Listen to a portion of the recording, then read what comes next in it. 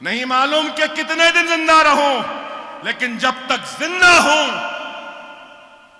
मेरा हर लम्हा आपकी फिक्र, आपकी तड़प, आपकी खिदमत में गुजरेगा। ये वादा है मेरा। मेरे जिंदगी में अब कोई ख्वाहिश नहीं, अल्लाह का शुक्र, कुछ नहीं चाहिए। अल्लाह उसके रसूल की कसम, इख्तिदार भी नहीं चाहिए, एमएलए भी नहीं चाहिए, कुछ भी नहीं चाहिए। अकबरुद्दीन ओवैसी बस आपका खादिम बनकर आपके कदमों में बैठेगा तो दारुस्सलाम की उन सीढ़ियों पर बैठ जाएगा। अकबरुद्दीन ओवैसी को कुछ नहीं चाहिए। अल्लाह ने बहुत इज्जत दे दी, बहुत शोहरत दे दी, बहुत ताकत दी, सब कुछ दिया। अब सिर्फ कुछ करना है तो यही है कि हर घर में इल्म इल्म इल्म, तालीम तालीम, मिल्लत का इत्तेहाद, बस यही, कुछ ख्वाहिश नहीं। अल्लाह ने अच्छा पहनाया, अल्हम्दुलिल्लाह। अल्लाह ने अच्छी गाड़ियों में घुमाया, अल्हम्दुलिल्लाह। अल्लाह का शुक्र, मेरे 2 बच्चे काबिल हैं। मेरा एक लड़का डॉक्टरी मुकम्मिल कर चुका, पोस्ट ग्रेजुएशन। एक बेटी है, एक बेटा है। एक बेटा डॉक्टर, इंशाअल्लाह इस साल बेटी वकालत लंदन से मुकम्मिल कर लेगी, वकील हो जाएगी। मुझे और क्या चाहिए? एक बाप की जिम्मेदारी औलाद को नेक बनाना, काबिल बनाना, बासलाहियत बनाना, इल्म देना, और उसके जरिए वो अपनी दौलत को कमा ले सकते हैं। अपनी औलाद को जो करना था किया मैंने, नेक बनाया, काबिल बनाया, अच्छी तालीम दी, डॉक्टर बनाया, वकील बनाया। अब आगे इनको जाना। मगर मैं अल्लाह से यही दुआ करूंगा कि मेरे बाद भी ये इदारे ऐसे ही चलते रहें जैसा मेरी जिंदगी में चलते हैं। ये स्कूलों पे माहाना 30 लाख का खर्चा आता है तनख्वाहों का, 30 लाख का साला माहाना। अगर आप सालाना ले लें तो करीब 3.5-4 करोड़ रुपए सालाना सिर्फ तनख्वाह में जाते हैं।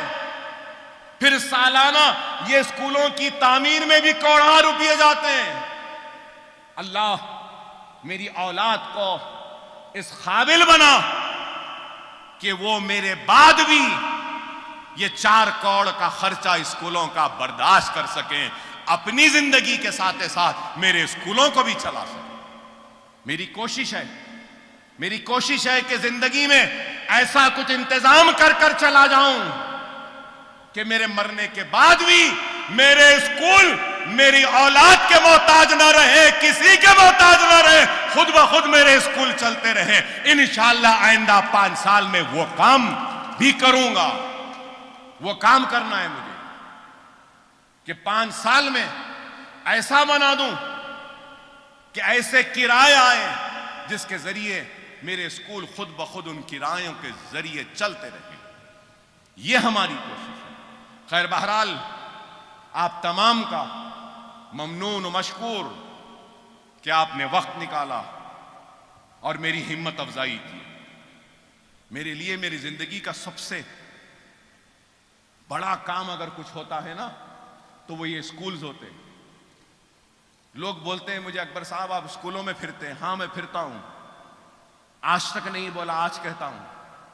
जब बहुत दर्द होता है पेट में, तबीयत बहुत खराब रहती है और दर्द से खाना नहीं खा सकता, भूखा रहता हूं, प्यासा रहता हूं और किसी वजह से दिल में दर्द होता है, कर्ब में रहता हूं, तकलीफ में रहता हूं, तो अल्लाह उसके रसूल की कसम इन स्कूलों का रुख करता हूं और जब मासूम गरीब बच्चों के चेहरों पे वो मुस्कुराहट देखता हूं तो मेरा सारा गम चला जाता है, सारी तकलीफ चली जाती है, सारा कर्ब चला जाता है। ये खुशी मुझे मिलती है।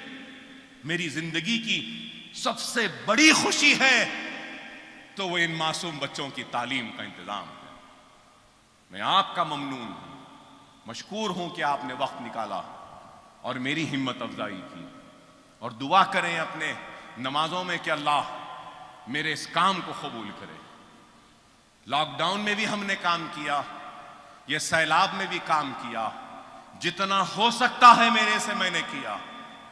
बेशक कई घर ऐसे होंगे जहां मेरी इमदाद नहीं पहुंची, मैं इस बात से इनकार नहीं करता। बेशक कई ऐसे घर होंगे जिनकी तबाही को मैंने नहीं देखा। बेशक कई ऐसे दुकान होंगे जिनकी तबाही पर मैंने मदद नहीं की। लेकिन अल्लाह बेहतर जानता है, मेरी जात से जितनी कोशिश जितनी मुमकिन मैंने की है, और अगर कोई हकदार वाकई में हकीकी मुतासिर व हकदार अगर छूट गया है तो जरूर उस हकदार मुस्तहिक तक भी इमदाद पहुंचाने की कोशिश करूंगा। लेकिन जो लोग मुतासिर नहीं हुए हैं, खुदारा झूठ के बिना पे इमदाद हासिल ना करो। अगर झूठ के नाम पर तुम इमदाद हासिल करोगे तो याद रखो, मैदान हश्र में एक मुस्तहिक, एक मजलूम तुम्हारा दामन पकड़ लेगा और अकबरुद्दीन ओवैसी भी तुम्हारा दामन पकड़ लेगा। समझो खुदारा, दुनिया में ये कोविड, ये बीमारी, ये मुसीबत, ये अमवात, ये तबाही और बर्बादी अगर कुछ आ रही है तो नहीं मालूम कि वो क्या अमल है हमारा जिससे अल्लाह हमसे नाराज है। ये वक्त है अल्लाह को राजी करने का, ये वक्त है अपने गुनाहों से तौबा करने का, इस्तग़फ़ार पढ़ने का और अल्लाह से कहने का कि अल्लाह तू हमको माफ कर दे, माफ कर दे, माफ कर दे और इस वबा का खात्मा कर दे। अगर हमारा अमल गलत होगा, हराम में होगा, नाजायज होगा, जुल्म होगा, अना में होगा, अफरा तफरी में होगा, तो आज कोविड है, कल कुछ और बीमारी आएगी, अल्लाह का जलाल, अल्लाह का अजाब किसी दूसरी शक्ल में नाजिल होगा। खुदारा समझो, अल्लाह नाराज है। कभी कोविड के जरिए आजमा रहा है तो कभी अपने बादलों को फाड़ कर आजमा रहा है, तो कभी तालाबों के पुश्तों को तोड़कर हमको आजमा रहा है। खुदारा, अल्लाह की आजमाइश में सजदरेज होकर अल्लाह से माफी मांगो, अल्लाह का शुक्र अदा करो। अल्लाह राजी तो दुनिया राजी, अल्लाह नाराज तो दुनिया भी हमसे नाराज, दुनिया में भी हम नाकाम होंगे। खुदारा, मुनज़्ज़म हो जाओ, मुत्तहिद हो जाओ। नौजवानों जो यहां खड़े हैं, मैं उनसे एक ही बात कहूंगा कि नमाजों के पाबंद बन जाओ, नमाजों के पाबंद बन जाओ। मसाजिदों को आबाद करो, सुन्नत रसूलुल्लाह पे अमल करो, यतीमों की मदद करो, गरीबों की मदद करो, जो भी मुमकिन अपने से मदद करो। अगर मदद नहीं कर सकते तो अपने इबादतों में हाथ उठाकर उनके लिए दुआ करो। कुरान ताबदानों में, घरों में है, निकालो, कुरान को पढ़ो, बगैर पढ़े घर से ना निकलो। कुरान पढ़कर निकलोगे तो देखो अल्लाह अपने फरिश्तों के जरिए तुम्हारी हिफाजत करेगा, तुम्हारे गलत फैसलों को सही कर देगा, तुम्हारी नाकामी को कामयाबी में बदल देगा। तौबा करो, अल्लाह को राजी करो, नमाज के पाबंद बनो, कुरान को पढ़ो, सुन्नत रसूलुल्लाह पे अमल करो, गरीबों की, यतीमों की, बेवाओं की मदद करो, जो अपने से होता है करो। दिलों से बुग़्ज़ को निकालो, छोटी छोटी बातों पे लड़ना झगड़ना छोड़ो। गली कूचों में कत्ल हो रहे हैं, खुदारा इसको खत्म करो। अरे जिसके घर में मौत होती है उसके घर वालों से पूछो। गुंडागर्दी छोड़ो, बदकारी छोड़ो, हराम छोड़ो, सही राह पे आओ, रास्ते पर आओ, अल्लाह के बताए हुए रास्ते पर चलो, रसूलुल्लाह सल्लल्लाहु अलैहि वसल्लम की तालीमात पे चलो, शरीयत को थाम लो, कुरान को सीने में बसा लो, सुन्नत को अपने जिंदगी के रोजमर्रा की जिंदगी का हिस्सा बना लो। फिर देखो दुनिया तुमको शिकस्त नहीं दे सकती, तुम दुनिया को शिकस्त दोगे और दुनिया के फाते बनोगे, बशर्त ये कि तुम इस पर अमल करोगे।